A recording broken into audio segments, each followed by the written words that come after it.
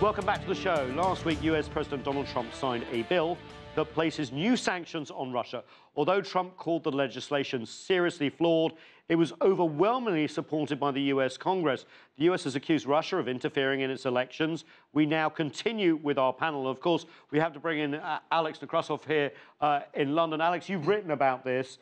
It was a very weird situation where you have the Congress pushing new sanctions on a commander-in-chief who generally sort of decides a lot of foreign policy, who reluctantly signed it. But now, what is the fallout between Washington and Moscow, considering Trump came into office wanting warmer relations?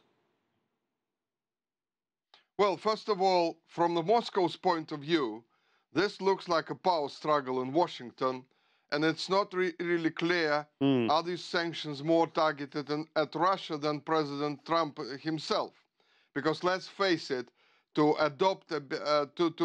propose a bill which basically handcuffs the president in his foreign policy and, in a sense, doubts his legality in winning the election. Because, let's face it, there is no evidence at the moment of the Russian interference.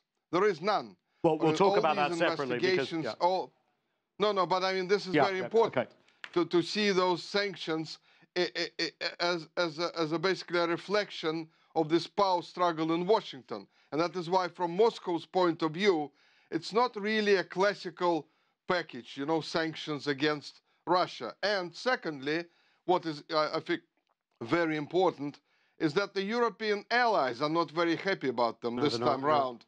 Because they were taken without their considerations. They are now talking about their own companies, I mean European companies, being hit by these sanctions. And don't forget, Europe is very concerned when its energy security is being meddled with.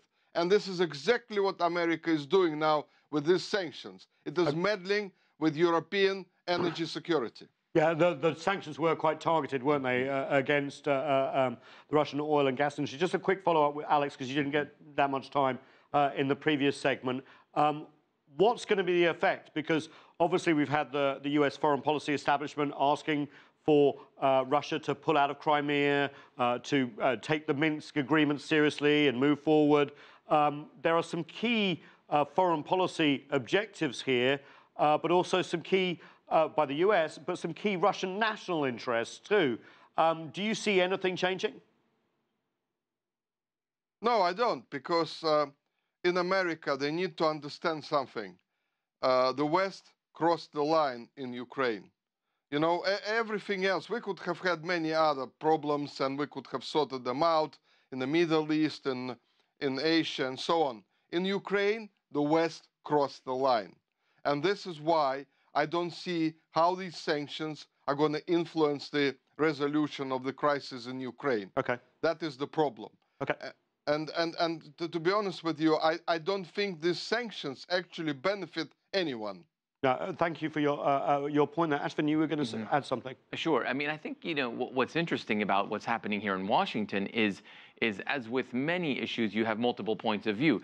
You have Mike Pence, the vice president, traveling around Europe, sounding like a cold warrior, you know, and looking the part. And looking the part, absolutely. And then you have Secretary of State Rex Tillerson kind of taking the President Trump line and saying, look, this you know, ham-fisted the president, and this wasn't done, you know, appropriately. And so, but I think there's something really interesting going on, particularly with the Republican members of Congress, because I think, you know, Alex is right. I mean, this was, you know, targeted just as much at President Trump as it was at Russia as well. And I think that's a very interesting development. I think that's an excellent point, because, Michael Johnson, if you read the legislation, it really means that Trump's room for maneuver is now curtailed. Right. So it actually means the executive has less powers when it comes to sanctions. And rolling them back. It's not, you know, it's not simply that he wasn't really embracing them, the implementation of them, but the ability to roll them back. Okay, so he had objections there, but also there was this idea of a reset and a moving forward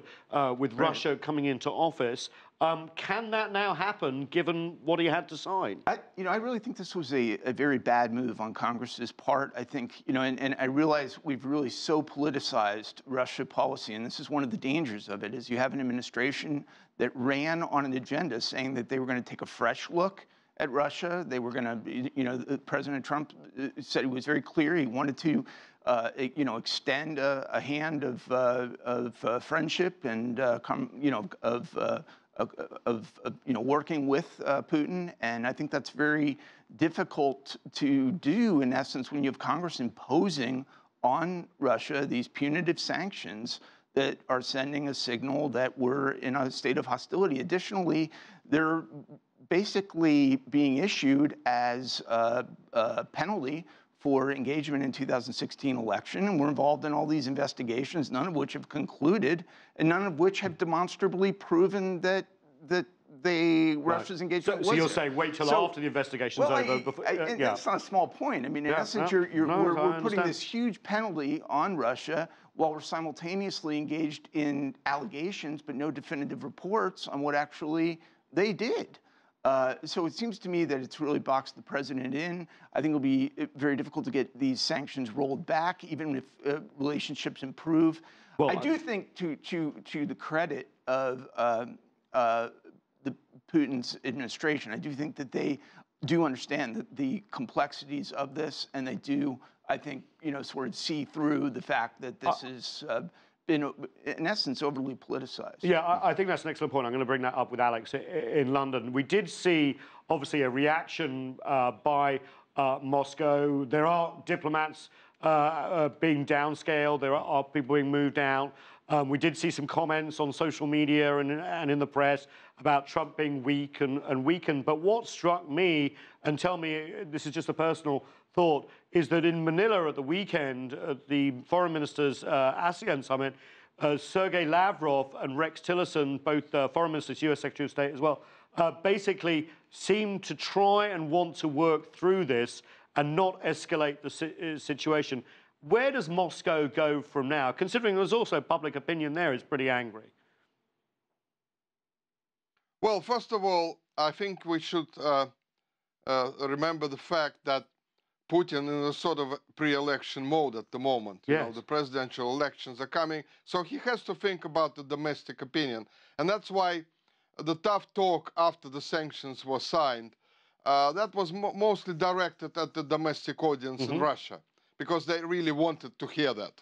And when it comes to the real pragmatic talk, you know, when you see Lavrov and Tillerson discussing things, I think you can see there is still a fundamental agreement on many things between them. And so we have to see like two parallel games going on. Now let me tell you what the Moscow people find very, very disturbing about the Congress vote on the Russian sanctions. I think it's the first time ever in American history that personal agendas were involved in this vote. You know, this was quite remarkable of the number of people who voted on it across party lines. And in a sense, it is disturbing, because suddenly you see Congress as a branch of legislative power is turning against the executive power. And by the way, the amazing thing is, it's the executive power that is going to oversee the implementation of those sanctions. Right, yeah, good point. And by the way, the executive power has the right, well, has the ability, flexibility to look the other way sometimes. So don't forget. Well, that's why you have freedom in commander-in-chief and the executive. Very good point, Alex. Ashvin, where do we go from here then with US-Russia relations? Because here I felt this, you know, to the administration, they've been trying to move the ship where there's some room to discuss things, cooperate over terrorism, maybe Syria, something, and then something else comes along. So where do they go? Yeah, the ship is stuck. The ship is stuck in some, you know, ice and, you know, muddy water, and it's, you know, they really, I think the Congress has, in some respects, you know, tied the president's hands, and certainly he can sort of maneuver around with these executive orders. So you're saying sanctions, basically, you know, these sanctions are kind of a waste? Yeah, no, you know, I think at the end of the day, you know, when going back to sanctions policy in general, I mean, Russia's economy is better integrated in the global economy by far than North Korea's was. So sanctions sanctions can bite, but it's not going to work because, you know, in many ways, these sanctions actually are child's play compared to the sanctions on Iran, for example. Iran wasn't getting its oil and gas to its partners. It wasn't able to get insurance or reinsurance. It was booted out of international banking transfer systems. I mean, these are mod its sanctions. So I think it's really not going to get Russia to the negotiating table. No, the other distinction is we have the world with us in North Korea. The world is not with us on the Russia sanctions. Europe is essentially not supportive of it. Russia's other primary trading partners aren't with us. And that's all the difference in the world, is when you bring comprehensive sanctions on a country, that's very effective and very punitive. When you are one economy, even as big as we are, imposing them, they're more minimal. I'll give you the last word, Mike. Yes. Where do you think Trump can go now if he wants a rapprochement with Moscow? Well, I think we've got to continue to find areas where we can work with Russia. Clearly, there appears to be some degree, good degree of consensus on anti-terrorist measures. That's hugely important. Hopefully, the collaboration in Syria can continue to work out. Ultimately, the best sign that I think Congress would want to see would be some action in Crimea and Ukraine, and some degree of respect for the autonomy there. Okay. And that would really be, I think, the ultimate objective of both U.S. policy and the best message that Russia could send the United States. Not all national interests always overlap, though, on these things. Thank you. A great panel from London and here in China as well, and here in the studio. Thanks all. That's it for this edition of The Heat. I'm Nathan King in Washington, D.C. Thanks so much for being with us.